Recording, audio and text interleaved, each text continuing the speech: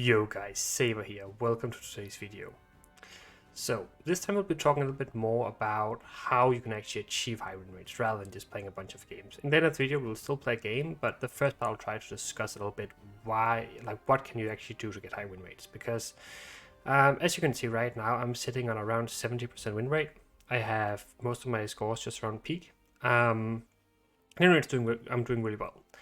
Now, this happens most seasons, I get good scores, but it's not just because I'm playing better than everyone else I queue into. Maybe sometimes a few percent better, but not anything that would take me from 50% to 70%, right?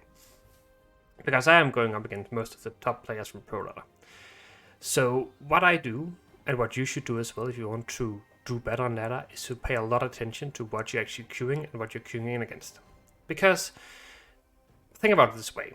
If you go up against a player that's a little bit better than you. Let's say he's just like a few percentages better than you. You would have maybe like 45% chance to win. But there are some matchups where one player might be 60 or even 70% favored. So what you can do is you can always try to play the deck that has the most good matchups right now in your meta. So the tip in itself is quite simple, just to play the right deck at the right time. Now, obviously, that's easier said than done, because what is the right deck at the right time, right? And you can do a few things to figure that out. I think things you can do, and you probably should do, is you can check meta reports, of course. There are multiple meta reports from different teams. Check them out, see what's top tier. But that will only get you half of the way, because the metas are dynamic. They changes all the time based on what streamers are playing, based on what people are talking about. So it's fine to check meta report, but it won't give you the full picture. So what you can otherwise do is you can go into some of the top streamers, see what they're playing, see what they're playing against. You can ask them what do they think they're sort of right now. But again, it won't give you like an indication of what's popular, because they might be playing at a different meta than you are. Like, let's say you're playing in rank 1 or rank 2, or you're playing at 2400 and the streamer is playing at 2500 or 2600. It won't be the same decks you're going up against. So, for that reason, I think the best tool you have is your match history. Go into a match history. Usually, there's like one popular deck per faction, so you can check, okay, out of my last 20 games, maybe 8 of them have been Skellige. If that's the case, maybe like most of them right now are playing Ursine Warrior, so you know, okay, 8 out of 10 games is against Ursine Warriors. Then maybe you have 5 games against monsters, that's usually Kelly, and then you have maybe 3 games against Scoia'tael, which might be some Devotion Gifts or some Deadeye Ambush. Basically, you just get like an idea what you're playing against. If you want to do it super accurately, you can also take notes in like a spreadsheet, write it down, but match history works just fine as well. So when you have an idea what you're queuing up against, then you should ask yourself, okay, what beats those decks? Like, for instance, in this example, I use myself to get 2550 in my Scoia'tael play, and in Scoia'tael with like 40 games, which was, I think, 80 to 85% win rate for me. I noticed that a lot of people were playing Skellige. I started playing Skellige myself. I probably had an impact on why so many people were playing Skellige as well, because this Ursine Warriors was doing really well for me, and I was streaming it, so other people started playing it as well. So it was a lot of mirrors all of a sudden, right? And that's why I actually ended up tanking my Skellige a little bit in the end, because it was just mirror after mirror after mirror. I really struggled to actually win games with it. Because, you know, in a mirror, like, sure, even if you're a better player, right, you might sometimes be able to outplay the opponent a little bit, but quite often, you know, it will just come down to who draws better and stuff you don't really have control over. So that's not the most efficient way of climbing. Instead, what I did was I actually started losing to Cyber, who was playing Nature's Gift. Like, I think the same day he won against me 2 or 3 times. And I was like, that matchup is actually really, really bad for Skellige. Like, Skellige just can't win the matchup. And I was like, I'm only playing this Ursine Warrior right now. Why do I not try to switch to Nature's Gift? That's what I did. I started placements, 2400. And I think I lost like five games or something like that, while I just won like 30 or 40 games. Like, I had an insane win rate, climbed super, super quickly. Even did most of it on the stream, to be honest. You can also check out my Twitch VODs if you want to see it in action. I think I won like 15 games in a row, something like that. It was so free. Like, all these Skellige matchups, it's honestly hard to find a losing line there. And despite, like, even if we take Skellige out of the picture, you actually have a bunch of other pretty okay matchups, because what else is popular right now? Well, right now we also have You have NR with the Witcher archetype, and most of them have actually cut the Urn at this point because Vi isn't an issue anymore, right? So because people aren't taking against Vi, then they aren't taking against Devil Gift either. So Devil Gift all of a sudden start being better in that matchup. Another example could be you also have Deadeye Ambush, which is also quite popular right now, which might not be the greatest matchup for Devil Gift, but you know, it's still, I think it's probably around 50-50. So right now we actually have very few bad matchups in the meta, which is also very important, because if you have a deck that have a few very good matchups and a few medium matchups, then you are set to climb, to be honest. I think the only matchup right now that is probably pretty bad for Gift, to expect some Earthen decks, would probably be Kelly. But for some reason, people weren't really playing much Kelly the last few days, right? So what does this mean? This means that I think that the best way to take advantage of this information would be to maybe switch to Kelly now. Now, obviously, this applies to me. This might also apply to you if you're queuing into the same decks that I'm playing queuing into. But always try to stay ahead of the meta. So you might be watching and thinking, okay, how can I use this information going forward? Well, one thing you can do is that you can watch our videos. We will always keep you posted on what decks we think are the best, the decks we go on good win streaks with. So you always know, like, if I'm doing well with something, I will share it with you guys. But again, if you're playing at a completely different MMR, then there will be a bit of a difference, right? And there will also be a little bit of delay because I have to make the video first and that sort of stuff. And these things can change within a few days. So the best tool you have is the match history. Try to take advantage of it. Always check, are you queuing into the same deck five times in a row? That's a pretty good chance you will keep queuing into it then. Then switch to something that's good against it. If you struggle to figure out what is actually good against it, and that can be difficult if you're a newer player, then just ask. You go into a stream with a good player streaming, ask him out, or ask us here on our YouTube channel. We try to answer most comments. So just try to figure it out and then try to make the switch. I guarantee you will get much better results if you start doing that. But as I said just right before, I think right now, because the meta is actually switching towards Nature's Gift now, then I think Kelly might actually be really good. Because when you look at Kelly, then Kelly is good versus Nature's Gift. It's good versus Colgrim and these sort of decks. It's good against Warriors because they don't have any Tall Punish. And NR Witches is usually at least a decent matchup. So right now, looking at all these four factions that are popular right now, Kelly actually has pretty good matchup into all of them. Obviously, I could quickly change. People could start playing Arniot for Skellige. They could start playing Maddock for Scoia'tael or Deadeye Ambush. They can also start playing Lippy here. So like it could easily change, but right now, I think it's very good. So I think that we should just jump into a few Kelly games, see if I'm actually right, see if we can get some good matchups. And just before we start, I'll just show you the list I have been using. So this is the list. Well, I say I've been using. So I was playing a different version in the beginning, which is why my score isn't so high. I was trying out Madang and stuff. I just went back to a pretty basic version here. And I think this is pretty decent. At least I think we should try this out, see how it works. So yeah, let's jump into a few games, and hopefully we can snap a good matchup. The first matchup is a Kelly mirror.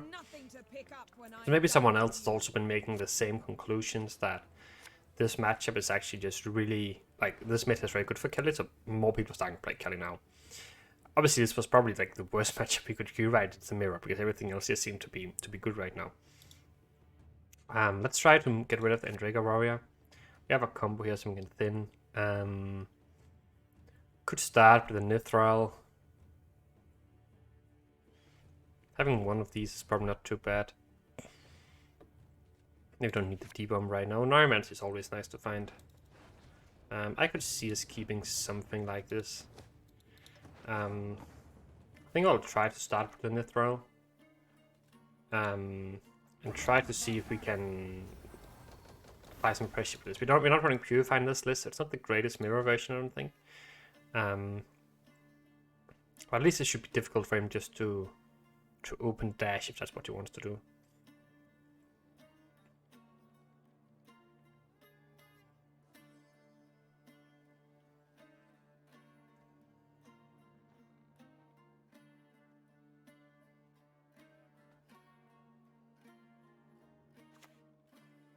He opens Ergen instead.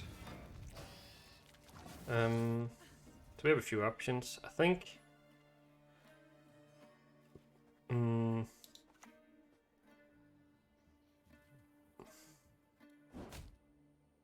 just ping it here, and I'll go for Beast.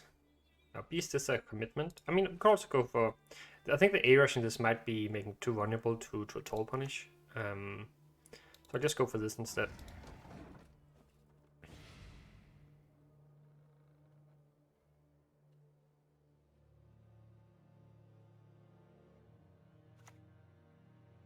Goes for his own Beast.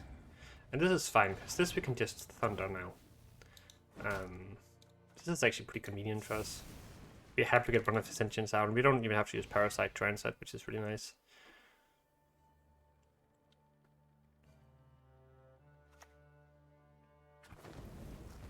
So he's running the Maddock version. Interesting. I think I might go for this now. Because now, if he doesn't play a Consume next, then this is gonna die to a Parasite. Goes for Heatwave instead, which is also kind of to be expected. And then we go for our Parasite here, I think. That does obviously mean that this Beast stops working for now, which is not ideal. I still think it's okay. Like, we have, obviously, if he goes Squirrel, he has not great. Go Stash instead. Uses a little charge to get ahead.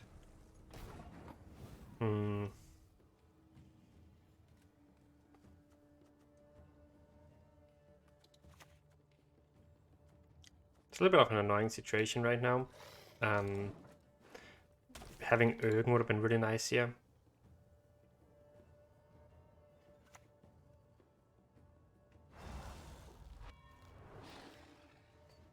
I think we probably pass on this. We can't really keep up with this, and at the very least this way we have gotten rid of like most of his engines, Stash. So we'll see. Obviously being down 2 is not great either. But I think it might be a little bit better than it could have been in this situation. We have the Ergen now, which is nice. I'm wondering how he's going to play this. I think he'll probably just pass. Get rid of one Toll Punish for him, but he's probably still got one left. He actually decides to bleed, which is very interesting. Might obviously have a Paras. Actually, I think I might actually go Aussie here.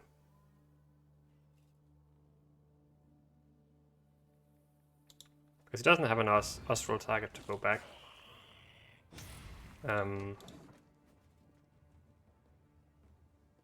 this seems kind of fine to me. Disable his engine as well. If we want to use a Toll Punish on this, and that's fine. Just drop Ergen next. Which just died to Parasite and Thunder and that sort of stuff, but...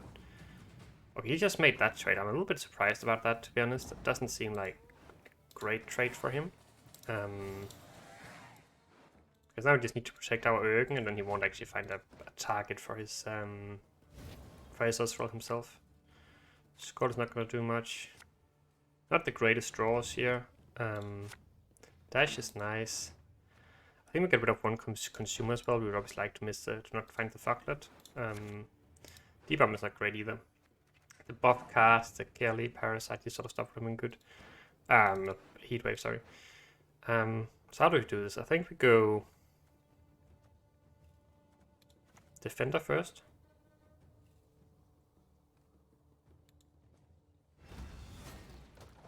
Defender first makes sense, I think. Throwing Nithral. I think I'm just gonna go Dash on this.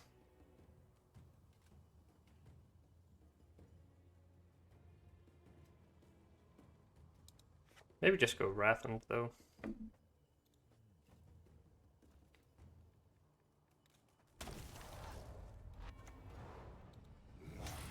Let's just do this. This does die to a Parasite now, which is the only issue here.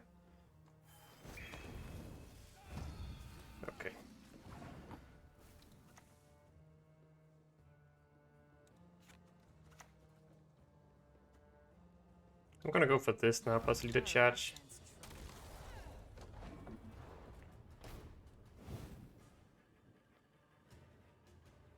Playing, like, it could be better to stack front row, but there's also the red haze issue right now, which we need to play around.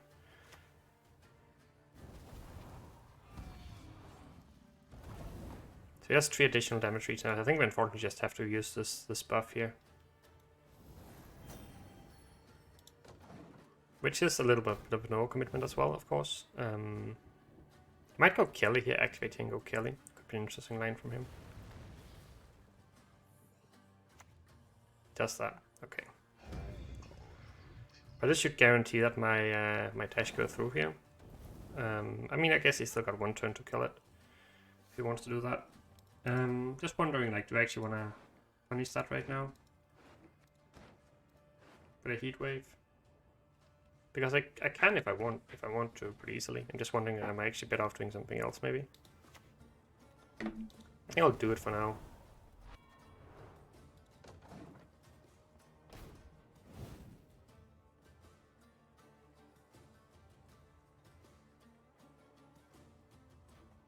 If he goes for like an A rush himself, he'll probably just heat wave it next time. Just made a good trade. Pact is also a good trade. We just need to we just need not to draw the fucklet now, basically.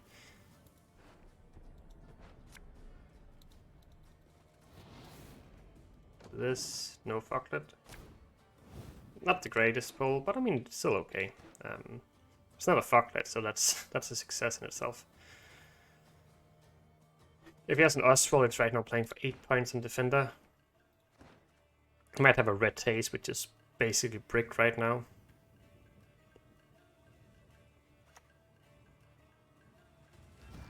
I'm gonna keep this for as late as possible so he won't be able to both kill it and Oswald it. Just drop this then. Should maybe use Leader Charge here. Probably should have used Leader Charge in this.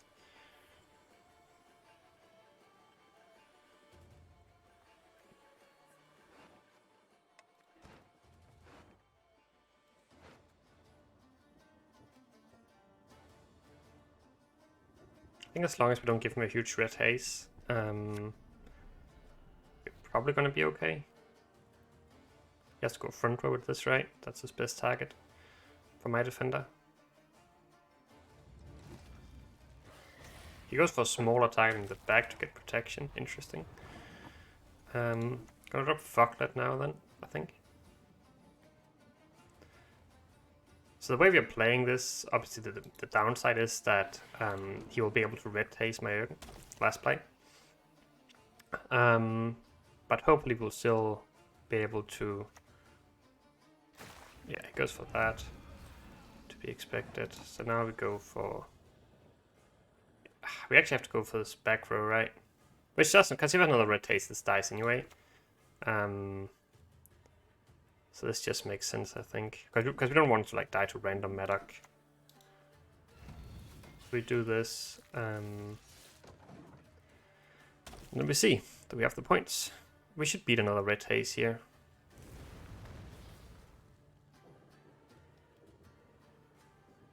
I think. That was what it was, so we made the right read here. Please don't kill this, nice. So we go for this. And we take the win. Nice. Pretty sweet. We even missed Kelly and Phantom. We still ended up being just fine in the end. That was really nice. Alright guys, thank you so much for watching. Remember to like and subscribe if you liked the video. See you in the next one.